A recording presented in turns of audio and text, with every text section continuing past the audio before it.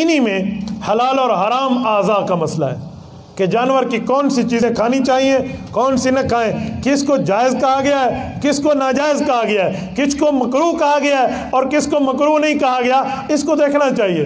اور یہ تو ہر بندے کو یاد ہونا چاہیے، ہر بندے کی معلومات میں ہونا چاہیے۔ اور آج حال یہ ہے کہ بالکل اس بارے میں لوگ نہ سوچتے ہیں اور نہ ہی دیکھتے ہیں کہ کون سی چیزیں ہیں۔ وہ یہ سمجھتے ہیں بس ٹھیک ہے یہ شے آ گئی ہے جانور دی، ہر بلا کھاؤ جا۔ وہ کہتے ہیں نا جھپک تو ملک تو ہڑپ تو، یوں نہیں ہو سکتا کہ ہر چیز آپ کھا جائیں۔ آپ کے لیے شریعت کے احکام موجود ہیں۔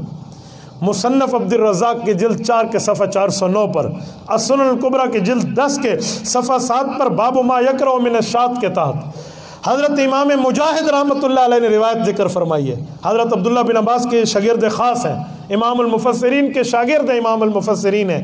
یہ فرماتے ہیں کان رسول اللہ صلی اللہ علیہ وسلم یکرہ من الشاۃ سبعا، اللہ کے رسول صلی اللہ علیہ وسلم جانور سے 7 چیزوں کو ناپسند کرتے تھے، جن 7 چیزوں کو نہیں کھانا۔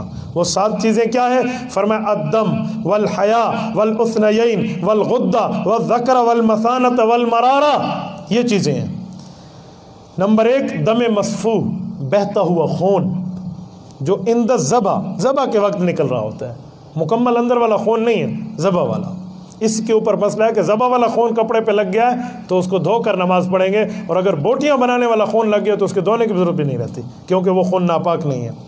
مادہ جانور کی شرمگاہ، خصیتین، غدود، نر جانور کی پیشاب گاہ، مثانہ اور پتا،